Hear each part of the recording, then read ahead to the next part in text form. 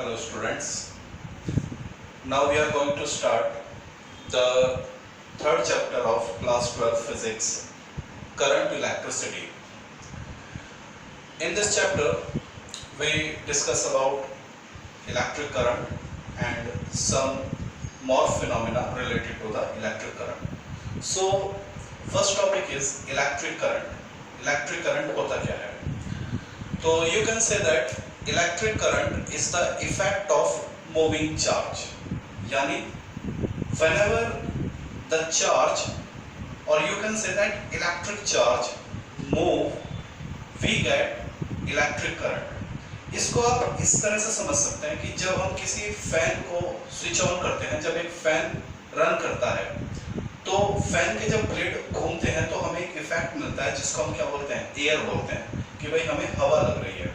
या इसी तरह से कि मान लीजिए हम बस में बैठे हैं विंडो वाली खिड़की के पास, तो जब वो बस रुकी हुई है तो वी फील नथिंग, लेकिन जब वो बस एक सर्टेन वेलोसिटी से मूव करती है तो हमें एक इफेक्ट मिलता है, हमें कहते हैं हमें हवा लग रही है। ठीक, तो जिस तरह से यानी हम एयर को क्या बोल सकते हैं, हम एयर को बोल सकते हैं air is the moving effect of object. यानी हमारे नेचर में जब भी कोई ऑब्जेक्ट मूव करती है तो हमें एक इफेक्ट मिलता है जिसको हम एयर बोल देते हैं। सिमिलरली हमारे नेचर में जब भी इलेक्ट्रिक चार्ज रन करते हैं, फ्लो करते हैं, मूव करते हैं, तो हमें एक इफेक्ट मिलता है और उस इफेक्ट को हम क्या बोलते हैं, इलेक्ट्रिक करंट। तो ये एक इलेक्ट्रिक करंट की आपके क्या बन गई है, कंसेप्शनल डेफिनेशन बन गई। वैसे हम इलेक्ट्रिक करंट की आगे और भी डेफिनेशन पढ़ेंगे, वो फॉर्मुलेटिव डेफिनेशन होंगी, लेकिन ये हमारी एक तरह से क्या बन गई, ये हमारी कंसेप्शनल डेफिनेशन बन गई। यानी आपसे अगर कोई पूछे कि व्हाट इज इलेक्ट्रिक करंट, तो आप बोलेंगे कि in our nature, in our universe, जब भी इलेक्ट्रिक चार्ज मूव करता है तो हमें एक इफेक्ट मिलता है जिसको हम इलेक्ट्रिक करंट कहते हैं। अब वो जो इलेक्ट्रिक चार्ज है वो दो तरह से फ्लो कर सकता है, नेचुरली और अननेचुरली। जैसे रेनी सीजन में जब क्लाउड्स के बीच में फ्रिक्शन होता है तो हमने पहले पढ़ा है कि due to the friction of object they acquire a property known as electric charge. तो क्लाउड्स के बीच में जब फ्रिक्शन होता है तो उन पे क्या जाता है, चार्ज आ जाता है, और वही चार्ज जब अर्थ की तरफ फ्लो होता है तो दैट इज कॉल्ड लाइटनिंग।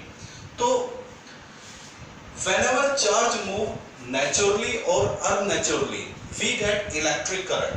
यानी चार्ज चाहे नेचुरली फ्लो करे या अननेचुरली फ्लो करे हमें करंट मिलेगा। यानी और नेचुरली का एग्जांपल क्या है, लाइटनिंग। ठीक है, lightning is the current occur naturally, और and the current obtain in conductor is unnatural. यानी हमारे जो वायर्स होते हैं, मेटल्स के जो वायर बने होते हैं, कंडक्टर के जो वायर होते हैं, उन वायर में जब करंट फ्लो होता है या हम ये बोले चार्ज फ्लो होता है, वो क्या होता है, अननेचुरल होता है। क्यों? क्योंकि वो किसी भी कंडक्टर में जो फ्री इलेक्ट्रॉन होते हैं वो अपना वन पॉइंट से दूसरे पॉइंट नहीं जाते हैं, वो जाते हैं by the effect of a battery, वो हम आगे पढ़ेंगे। लेकिन नेचर में जब चार्ज खुद फ्लो होता है दैट इज नेचुरल, और जब हम उसको फ्लो कराते हैं दैट इज अननेचुरल।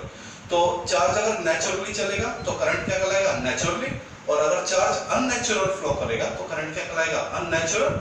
और नेचुरल करंट का एग्जांपल क्या है, लाइटनिंग। ये आपको क्लियर हो गया? अननेचुरल करंट का एग्जांपल हमें जो सेल से, बैटरी से जो करंट मिलता है वो अननेचुरल करंट होता है, यानी वो नेचुरल नहीं होता, वो हम फ्लो कराते हैं। सिमिलरली अगर चार्ज का फ्लो स्टडी है, if the flow of charge is steady then the current is also study.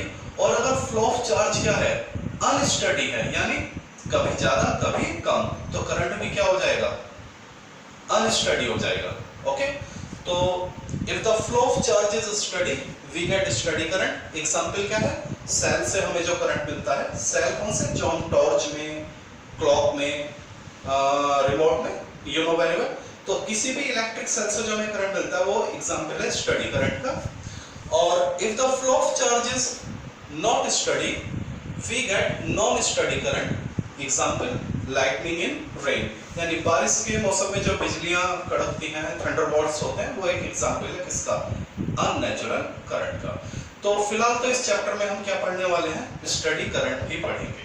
Okay, before we start to discuss about electric current, we will discuss some basic points. One is current electricity. What is current electricity? It is the branch of physics in which we deal with the electric charge in motion.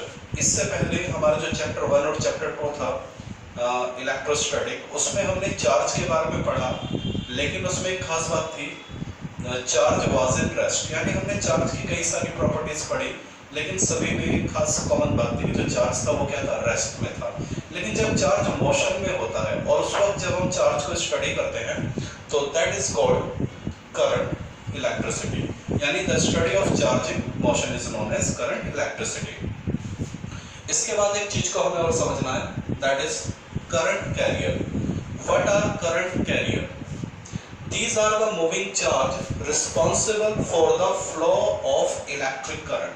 यानी अभी हमने समझा कि हमारे nature में जब भी electric charge flow करता है तो हमें एक इफेक्ट मिलता है जिसको हम क्या बोलते हैं, इलेक्ट्रिक करंट बोलते हैं। लेकिन वो जो इलेक्ट्रिक चार्ज है वो पॉजिटिव भी हो सकता है, नेगेटिव भी हो सकता है, और उसका जो नेचर है वो कुछ भी हो सकता है। तो वे जो इलेक्ट्रिक चार्ज है जिनके फ्लो होने से हमें क्या मिलता है, इलेक्ट्रिक करंट मिलता है, उन इलेक्ट्रिक चार्ज को हम क्या बोलेंगे, करंट कैरियर।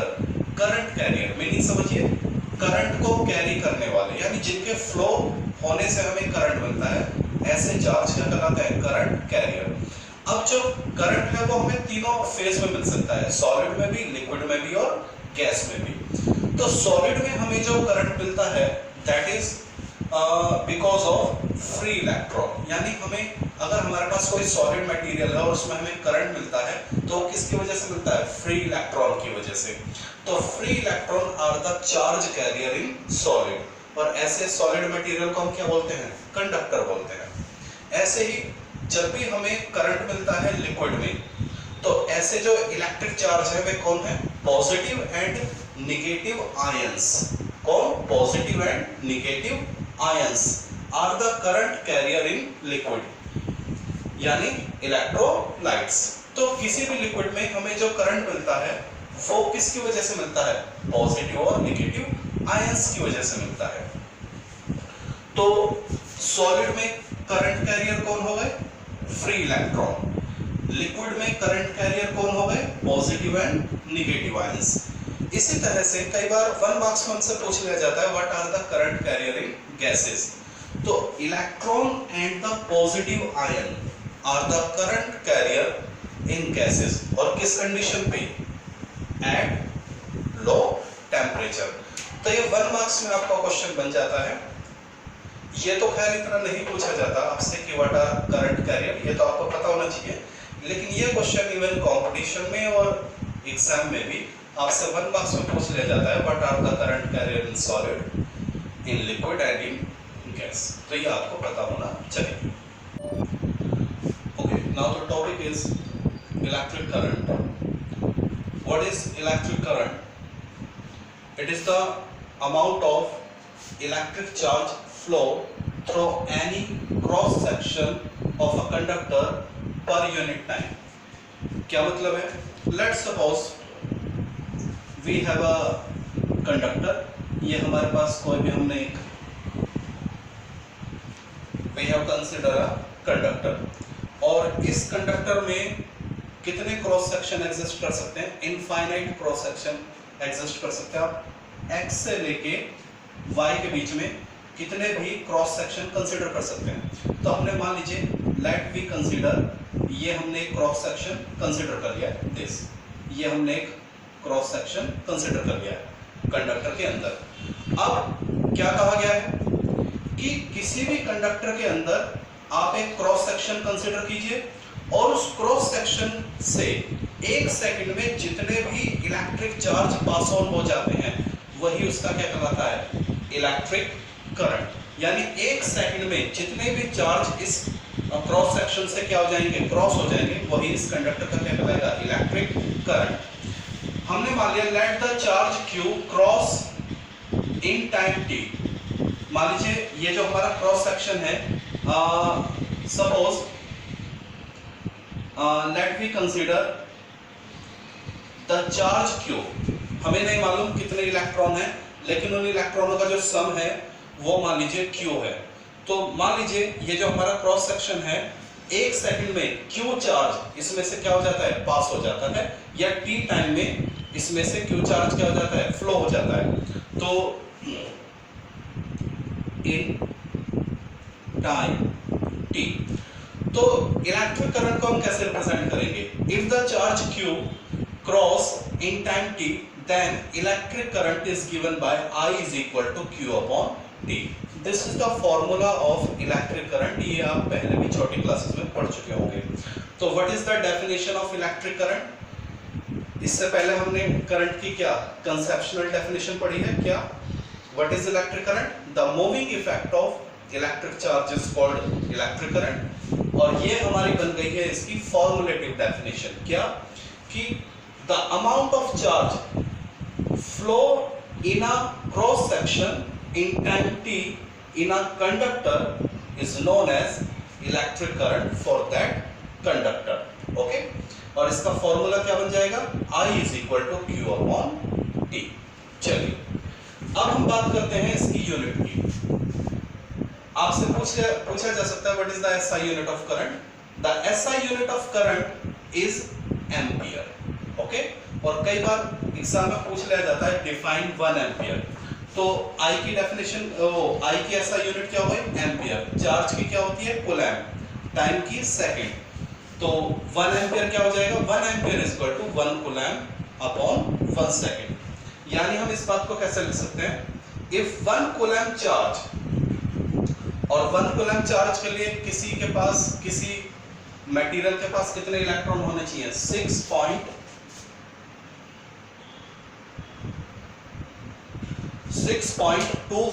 into 10 की पावर 18 इलेक्ट्रॉन। 1 कूलम्ब चार्ज कब होता है? 1 कूलम्ब चार्ज होता है by the collection of 6.25 into 10 की पावर 18 इलेक्ट्रॉन। 1 कूलम्ब चार्ज और 6.25 into 10 की power 18 electron pass through any cross section of a conductor in 1 second. जब किसी कंडक्टर के किसी भी क्रॉस सेक्शन में से 1 सेकंड में कितने इलेक्ट्रॉन पास हो जाएंगे? 6.25 into 10 की पावर 18, या कितना चार्ज फ्लो हो जाएगा? 1 coulomb. Then the electric current through the conductor is called 1 ampere. तब हम बोलेंगे कि उस कंडक्टर में कितना चार्ज फ्लो हो रहा है, वो कितना करंट फ्लो हो रहा है? 1 एम्पियर। ओके, तो this is the definition of 1 ampere. आपसे एग्जाम में पूछ ली जाती है। ओके, तो this is the definition, this is the formula. इसके बाद electric current is a scalar quantity. तो कई बार आपसे पूछ लिया जाता है इलेक्ट्रिक करंट का नेचर क्या है? इट इज वेक्टर और स्केलर, तो it is a scalar quantity. और कई बार आपसे ये पूछ लिया जाता है कि क्यों हम इसको स्केलर कंसीडर करते हैं। तो वैसे तो आपको ये बताया जाता है कि जिन फिजिकल क्वांटिटी को रिप्रेजेंट करने के लिए केवल मैग्नीट्यूड की जरूरत होती है वे स्केलर कहलाते हैं, और जिन फिजिकल क्वांटिटी को रिप्रेजेंट करने के लिए मैग्नीट्यूड और डायरेक्शन दोनों की जरूरत पड़ती है उनको हम वेक्टर कहते हैं। तो आप कहेंगे कि इलेक्ट्रिक करंट के पास मैग्नीट्यूड भी होता है और डायरेक्शन भी होती है, तो हम इसको स्केलर क्यों बोलते हैं? एक्चुअली किसी भी फिजिकल क्वांटिटी को 3 कैटेगरी में हम डिवाइड करते हैं। ऐसी फिजिकल क्वांटिटी जिनके पास केवल मैग्नीट्यूड होता है वे कहलाती हैं स्केलर। ऐसी फिजिकल क्वांटिटी जिनके पास मैग्नीट्यूड होता है, डायरेक्शन होती है और वे parallelogram law of vector addition को ओबे करती हैं, उनको हम वेक्टर बोलते हैं। यानी वेक्टर के लिए 3 कंडीशन होनी चाहिए, मैग्नीट्यूड, डायरेक्शन और they must obey parallelogram law of vector addition. लेकिन ऐसी फिजिकल क्वांटिटी जिनके पास मैग्नीट्यूड होता है, डायरेक्शन होती है, लेकिन वे parallelogram law of vector addition को ओबे नहीं करते हैं, तो उनको हम बोलते हैं टेंसर। ये एक टेंसर। ओके, तो टेंसर कौन होते हैं? जिनके पास मैग्नीट्यूड भी होता है, डायरेक्शन भी होती है, लेकिन वे parallelogram law of vector addition obey नहीं करते। तो जो इलेक्ट्रिक करंट है, अगर आपसे पूछा जाए तो उसके पास मैग्नीट्यूड भी होता है, डायरेक्शन भी होता है, तो इलेक्ट्रिक करंट एक तरह की क्या हो गई? It is a tensor quantity. लेकिन आगे चल के साइंटिस्ट लोगों ने टेंसर को क्या बोल दिया? उन्होंने कहा कि हम टेंसर को भी स्केलर ही मानेंगे। तो आगे चल के टेंसर को भी क्या बोल दिया गया? स्केलर। तो कभी अगर आप इवन किसी कंपटीशन में इस तरह का क्वेश्चन आ जाए कि इलेक्ट्रिक करंट कैसी क्वांटिटी होती है, तो अगर ऑप्शन में, अगर एग्जाम में आपको कंपटीशन में इस तरह का क्वेश्चन मिले कि इलेक्ट्रिक करंट किस तरह की क्वांटिटी है, तो ऑप्शन में अगर आपको टेंसर दिखाई दे तो then you will take on tensor, और अगर ऑप्शन में आपको टेंसर नहीं दिखाई दे तो then you will take on scalar. तो इस बात का आप ध्यान रखिए। Okay students, as we know SI unit of electric current is ampere, लेकिन करंट को कई बार हम स्मॉल अमाउंट में भी मेजर करते हैं और कई बार लार्ज अमाउंट में भी मेजर करते हैं। तो करंट को जब हमें स्मॉल अमाउंट में मेजर करना होता है, that time we use milli ampere and micro ampere. तो न्यूमेरिकल में और प्रैक्टिकल में काफी इस यूनिट को यूज किया जाएगा। तो 1 मिली एम्पियर को हम रिप्रेजेंट करते हैं इस तरह से, और इसकी वैल्यू होती है 10 की power -3 ampere. Similarly 1 micro ampere is equal to, इस तरह से रिप्रेजेंट करते हैं और इसकी वैल्यू होती है 10 की पावर -6 एम्पियर। तो these are the commercial unit of current या एक्सपेरिमेंटल यूनिट ऑफ करंट जो हम नॉर्मली अपने डिवाइसेस में यूज करते हैं। ऐसे ही कई बार हमसे पूछ लिया जाता है कि डेली लाइफ में जो इलेक्ट्रिक करंट है वो कैसे कैसे फ्लो करता है। Electric current in domestic appliances, हमारे घरों में जितने भी इलेक्ट्रॉनिक डिवाइसेस होते हैं, फ्रिज, फैन, टीवी, रेफ्रिजरेटर या एसी, तो उसमें जो हमारा इलेक्ट्रिक करंट मेजर होता है वो एम्पियर में मेजर होता है। जितने भी हमारे इलेक्ट्रॉनिक डोमेस्टिक इलेक्ट्रॉनिक अप्लायंसेस होते हैं उसमें हम करंट को कैसे मेजर करते हैं, एम्पियर में। और इलेक्ट्रिक करंट इन लाइटनिंग, बारिश के दिनों में जितने भी थंडरबोल्ट होते हैं या बिजलियां गिरती हैं, तो वो जो लाइटनिंग होती है उसमें जो करंट होता है वो होता है 10 की पावर 4 एम्पियर के ऑर्डर तक का होता है। इतना it's a very big amount. Similarly electric current in our nerve, हमारा जो बॉडी है तो उसमें भी, हमारे नर्वस सिस्टम में भी कुछ करंट एक्सिस्ट करता है, और उसकी जो एक ऑर्डर होती है वो होती है 1 माइक्रो एम्पियर, बहुत ही छोटी अमाउंट होती है। चलिए next we have conventional and electronic current. क्या होता है कन्वेंशनल करंट और क्या होता है इलेक्ट्रॉनिक करंट? तो बहुत ही सिंपल कंसेप्ट है। द करंट विच फ्लो या the current which occur due to the flow of positive charge is called conventional current. ऐसा करंट जो हमें मिलता है due to the flow of positive charge. तो लेट सपोज ये हमारा कोई भी एक कंडक्टर है जिसमें we have certain positive charges and they are moving in this direction, तो हम कहेंगे करंट की जो डायरेक्शन है वो इस तरह से होगी।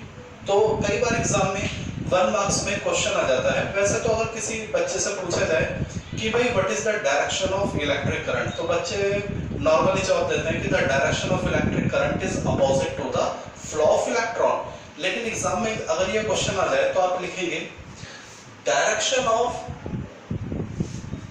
Positive charge, direction of flow of positive charge represent the direction of current, यानी जिस डायरेक्शन में पॉजिटिव चार्ज चलते हैं वही डायरेक्शन होती है किसकी, करंट की। तो इस चीज को आप याद रखेंगे। अगर आपसे 1 मार्क्स में क्वेश्चन आ जाए कि what is the direction of current, तो आप बोलेंगे the direction in which positive charge flow is the direction of current. चलिए इसके बाद the current occur due to the flow of negative charge is called electric current. और इसमें आप देखिए ये हमारा एक कंडक्टर है जिसमें नेगेटिव चार्ज क्या इस डायरेक्शन में जा रहे हैं, तो करंट की डायरेक्शन क्या होगी, अपोजिट। ठीक है, तो आपका ये आंसर भी सही बन सकता है कि direction of current is opposite to the negative charge. लेकिन पॉइंट ऑफ एग्जामिनेशन अगर आपसे क्वेश्चन आ जाए तो ज्यादा बेटर ये रहेगा कि the direction of current is the same as the direction of flow of positive charge। तो आप ये बात याद रखेंगे। तो पॉजिटिव चार्ज के फ्लो से हमें जो करंट मिलता है दैट इज कन्वेंशनल करंट, और नेगेटिव चार्ज के फ्लो से हमें जो करंट मिलता है दैट इज इलेक्ट्रॉनिक करंट। तो कई बार दोनों की डेफिनेशन आपसे 1 मार्क्स में पूछ ली जाती है, और कई बार ये क्वेश्चन भी आपसे बन जाता है कि what is the direction of current. Next is type of current. Number 1 is steady current. What is steady current? It is the current whose direction and magnitude does not change with the time. Current के पास magnitude भी होता है और direction भी होती है। अगर current का मैग्नीट्यूड और डायरेक्शन चेंज ना हो विद रिस्पेक्ट टू टाइम, तो ऐसे करंट को हम बोलते हैं स्टेडी करंट। इस ग्राफ को अगर आप देखेंगे तो it is the graph between current and time, और ये जो करंट है ये टाइम लगातार चेंज हो रहा है, लेकिन करंट का जो मैग्नीट्यूड है वो क्या है, कांस्टेंट है, और डायरेक्शन भी क्या है, कांस्टेंट। तो if the direction and magnitude of current does not change with respect to time, then the current is called steady current. और अगर आपसे एग्जाम में इसका कोई एग्जाम्पल पूछ लिया जाए 1 मार्क्स में कि give the example of steady current, तो आप बोलेंगे हमारी जितनी भी बैटरी या सेल होते हैं उनसे जो हमें करंट मिलता है वो क्या होता है, steady current. Current obtain from cell and battery. Okay, next is varying current. ऐसा करंट जिसका मैग्नीट्यूड तो टाइम के रिस्पेक्ट में चेंज होता रहे लेकिन डायरेक्शन क्या रहे, सेम रहे, तो ऐसे करंट को हम बोलते हैं wiring current. The current whose magnitude change but direction does not change with respect to time। तो अगर आप इस ग्राफ को देखेंगे तो इस ग्राफ में आप देखेंगे कि लगातार मैग्नीट्यूड क्या हो रहा है, चेंज हो रहा है, लेकिन डायरेक्शन हर बार क्या है, सेम ही है। तो इसका एग्जांपल क्या हो सकता है, ये जो हमारा लाइटनिंग करंट होता है, बारिश के मौसम में जो बिजलियां गिरती हैं, जो थंडरबोल्ट्स मिलते हैं, तो उनकी जो डायरेक्शन होती है वो कांस्टेंट होती है, सेम ही होती है। जितने बिजलियां हैं वो सब क्लाउड से अर्थ की तरफ होती हैं, डायरेक्शन सभी की सेम होती है, लेकिन उनके मैग्नीट्यूड क्या होते हैं, डिफरेंट होते हैं, कई बार ज़्यादा कई बार कम। आपने अगर कभी थंडरबोल्ट को ध्यान से देखा होगा तो उनकी डायरेक्शन नीचे ही होती है सभी की, लेकिन अमाउंट उनकी क्या होती है, डिफरेंट होती है। तो lightning current is the example of varying current. Last, alternating current. क्या होता है अल्टरनेटिंग करंट? अगर करंट की डायरेक्शन और मैग्नीट्यूड दोनों ही टाइम के रिस्पेक्ट में चेंज होते रहे, if the magnitude and direction of the current both change with respect to time, then the current is called alternating current. ये है अल्टरनेटिंग करंट का ग्राफ, और आने वाला एक चैप्टर है उसमें ये पूरा आगे एक पूरा चैप्टर ही अल्टरनेटिंग करंट का है, वो हम पढ़ेंगे। तो फिलहाल तो आप अल्टरनेटिंग करंट के ग्राफ को अच्छी तरह से देख लीजिए, माइंड में सेट कर लीजिए इसको। और इसका एग्जांपल क्या है, हमारे जो डोमेस्टिक अप्लायंसेस हैं, हमारे घरों में जो करंट यूज होता है, टीवी में, फ्रिज में और एसी में, जितने भी हमारे होम अप्लायंसेस या घरों में हम जो करंट यूज करते हैं वो क्या होता है, अल्टरनेटिंग करंट होता है। तो this is the topic, type of current. कई बार इनकी डेफिनेशन पूछ ली जाती है और कई बार इनके ग्राफ पूछ लिए जाते हैं और कई बार इनके एग्जांपल भी आपसे कंसल्ट कर लिए जाते हैं। Now we do some numerical portion related to the electric current. We have I is equal to Q upon T। ये हमारा इलेक्ट्रिक करंट का बेसिक फॉर्मूला। ओके, मैं इसको कन्वर्ट कर सकता हूँ, Q is equal to IT, T की I के साथ क्या हो जाएगी, मल्टीप्लाई। तो यानी करंट और टाइम का जो प्रोडक्ट है वो रिप्रेजेंट करेगा इलेक्ट्रिक चार्ज को। तो अगर मैं एक ग्राफ बनाता हूँ करंट और टाइम के बीच में, करंट और टाइम के बीच में, और मान लीजिए हमें ये एक ग्राफ मिलता है, मैंने करंट और टाइम के बीच में, करंट और टाइम को लेके ग्राफ बनाया, तो मुझे ये ग्राफ मिला। तो ये ग्राफ क्या रिप्रेजेंट करेगा, ये ग्राफ चार्ज को रिप्रेजेंट करेगा। यानी अगर मैं इस ग्राफ का एरिया निकाल लेता हूँ, ये जो एरिया है, ठीक है, एरिया, तो ये जो एरिया है ये क्या रिप्रेजेंट करेगा, the area of graph between current and time represent the amount of charge. तो ये 1 मार्क्स में आपसे एक बहुत ही अच्छा क्वेश्चन पूछा जा सकता है कि करंट और टाइम का जो ग्राफ है वो क्या रिप्रेजेंट करता है, अमाउंट ऑफ चार्ज या चार्ज को रिप्रेजेंट करता है। इसी को ऊपर हम एक न्यूमेरिकल देखेंगे। We have a numerical, find the amount of charge flow in wire in given figure. ये हमें एक फिगर दिया हुआ है।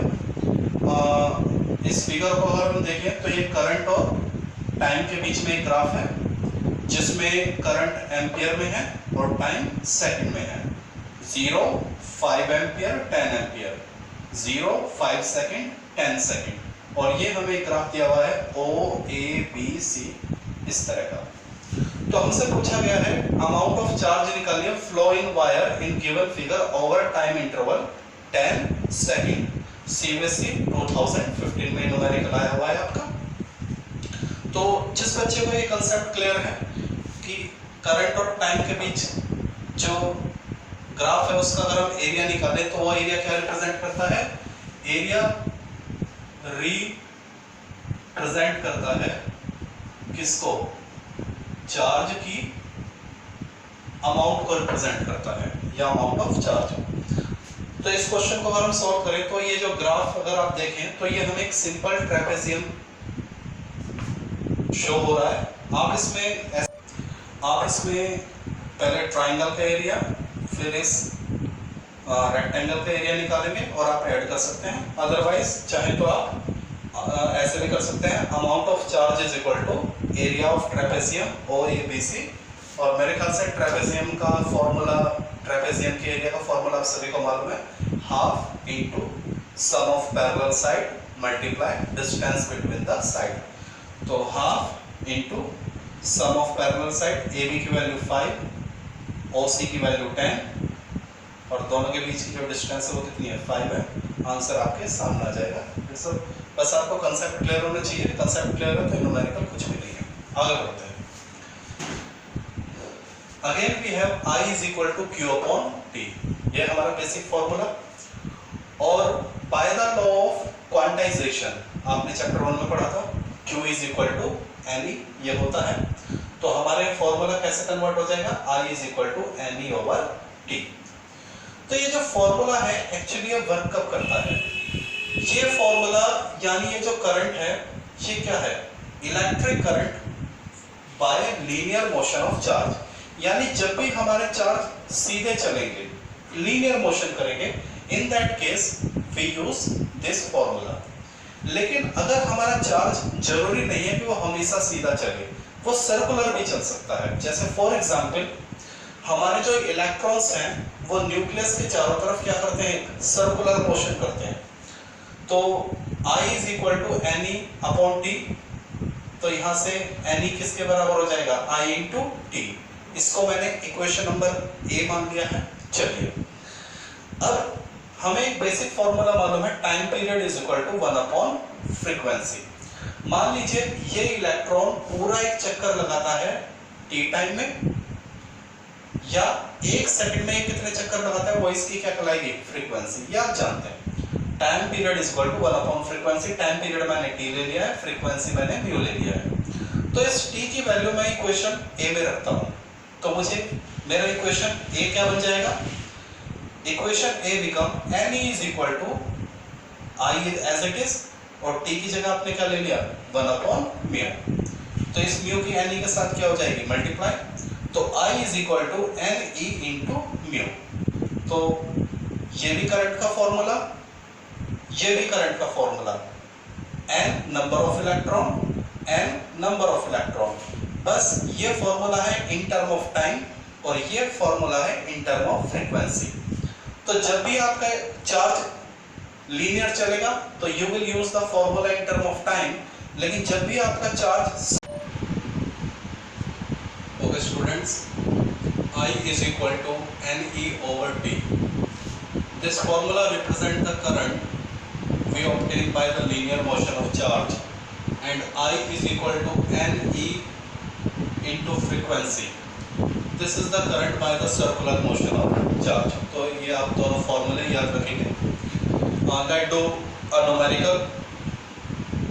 ये आपके बोर्ड में आ चुका है। An electron revolves in a circular orbit of radius 10 centimeter with constant speed of 4 into 10 की power 6 meter per second. Determine the current at any point in orbit। इसमें आपको करंट पूछा गया है, और अगर आप इस क्वेश्चन को ध्यान से देखेंगे तो जो चार्ज है is doing circular motion, so we will use this formula. तो इसमें हमें क्या गिवन है, रेडियस गिवन है। तो सबसे पहले हमारे पास एक बेसिक फॉर्मूला होता है, time is equal to distance upon speed. तो यहाँ चूंकि इलेक्ट्रॉन सर्कुलर मोशन कर रहा है और आपको रेडियस गिवन है, तो जो टाइम है वो कैसे निकलेगा, डिस्टेंस क्या हो जाएगी, सरकमफ्रेंस, एक पूरा चक्कर, यानी 2 pi r upon velocity. 2 pi as it is, radius कितनी है 10 सेंटीमीटर, उसको मीटर में लिख लिया है 0.10, वेलोसिटी की वैल्यू। ओके, तो हमें टाइम मिल चुका है, एक चक्कर लगाने में उसको कितना टाइम लगेगा। उसके बाद I is equal to n e into frequency को हमने क्या ले लिया है 1/t। तो चूंकि बात एक इलेक्ट्रॉन की है तो n क्या हो जाएगा 1, यहाँ इलेक्ट्रॉन का चार्ज और t की वैल्यू हमने इसमें पुट कर दिया, and after solving the data you will get the required answer. तो बस आपको पता होना चाहिए कि इस तरह का सवाल अगर आपसे मिल जाता है तो how you will solve it. Now do one more numerical. How many electron per second flow through a filament of a 120 volt and 60 watt electric bulb. एक बल्ब है, उसमें फिलामेंट है, तो आपसे पूछा गया सो फिलामेंट में एक सेकंड में कितने इलेक्ट्रॉन फ्लो हो जाएंगे when we glow that bulb. तो वोल्टेज आपको दे दी है 120, पावर आपको दे दी है 60। तो आपको पता होना चाहिए power is equal to voltage into current. काफी इंपॉर्टेंट फॉर्मूला है और आगे चल के काफी यूज होने वाला है, तो आप इस फॉर्मूले को याद रख लें अभी से ही। तो power is equal to voltage into current, तो करंट हो जाएगा power upon voltage, power 60, voltage 120, 1/2 ampere यानी 0.5 एम्पीयर। तो अब इस न्यूमेरिकल में कुछ नहीं बचा है, हमारे पास है I is equal to n e over t. तो यहाँ से n क्या हो जाएगा I into t over E.